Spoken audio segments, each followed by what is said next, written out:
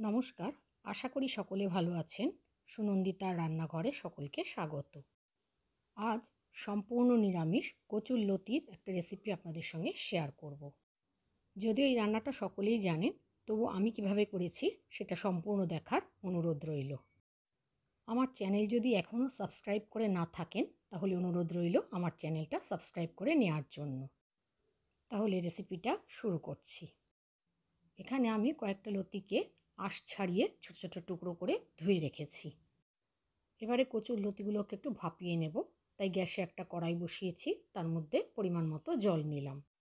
এবার জলের মধ্যে দিয়ে দিলাম 1/2 টিস্পুন লবণ আর 1/2 টিস্পুন ভিনিগার।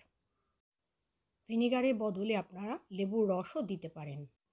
কচুর লতি খেলে অনেক সময় অনেকের গলা ধরে, সেজন্য লতিগুলো ভাপানোর সময় যদি লেবুর রস বা ভিনিগার দিয়ে নেওয়া যায়, তাহলে সেই সম্ভাবনাটা থাকে না। যখন জলটা একটু ফুটে উঠেছে, তখন আমি একটা ঢাকনা দিয়ে ঢেকে দিলাম। আমি হাই ফ্লেমে 2 মিনিট ভাপিয়ে নিয়েছি। কচুর লতি খুব বেশিক্ষণ ভাপাবেন না, তাহলে লতি গলে যাবে, খেতে কিন্তু ভালো লাগবে না। তারপর এরকম একটা ঝাঁঝরির মধ্যে বা একটা ছাঁকনির মধ্যে লতিগুলোকে তুলে এর জল ঝরিয়ে নিতে হবে। আমি ভাপানো লতিগুলোকে ঝাঁঝরির মধ্যে তুলে নিয়েছি। রান্নাটা করার জন্য গ্যাসে একটা কড়াই বসিয়ে তার মধ্যে আমি 3 টেবিল চামচ সর্ষের তেল নিয়েছি। যেহেতু এটা নিরামিষ রান্না, তারপর কচুরলতিতে তেল একটু বেশি দিলে খেতে ভালো লাগে, তবে আপনারা আপনাদের আন্দাজ মতন নেবেন। তেলটা ভালো করে গরম হলে ফোড়নে দিয়েছি একটা শুকনো লঙ্কা ছিঁড়ে আর 1/2 চা চামচ কালো জিরে। এখানে অনেকে রসুন ফোড়ন দেন, কিন্তু আমি যেহেতু নিরামিষ করছি তাই আমি রসুন ফোড়ন দিলাম না। ফোড়নটাকে একটু ভেজে নিয়ে ভাপানো লতিগুলো দিয়ে দিলাম। লতিগুলোকে তেলের মধ্যে একটু নাড়াচাড়া করে নিয়ে এর মধ্যে দিয়ে দিলাম 1/4 টিস্পুন হলুদ গুঁড়ো আর স্বাদ অনুযায়ী লবণ। এখানে খেয়াল রাখতে হবে, লতি ভাপানোর সময়ও কিন্তু আমরা লবণ দিয়েছিলাম।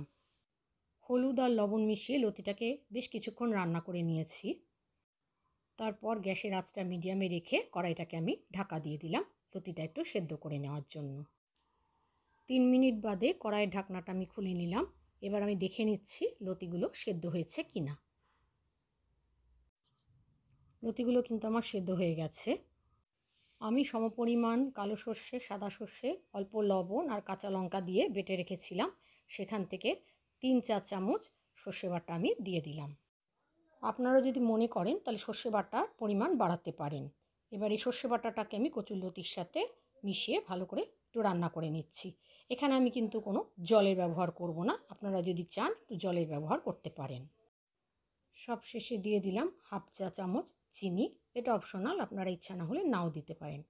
এবার চিনিটাকে মিশিয়ে নিয়ে আমি মিডিয়াম ফ্লেমে 1 মিনিট রান্না করে নিয়েছি। আমার আজকের রেসিপি নিরামিষ কচুরলতি একেবারে রেডি হয়ে গেছে। গ্যাসের আঁচটাকে আমি বন্ধ করে দিলাম। খুব কম সময় তৈরি হয়ে গেল নিরামিষ কচুরলতি রেসিপি, যেটা গরম ভাতের সাথে খেতে কিন্তু ভীষণ ভালো লাগে।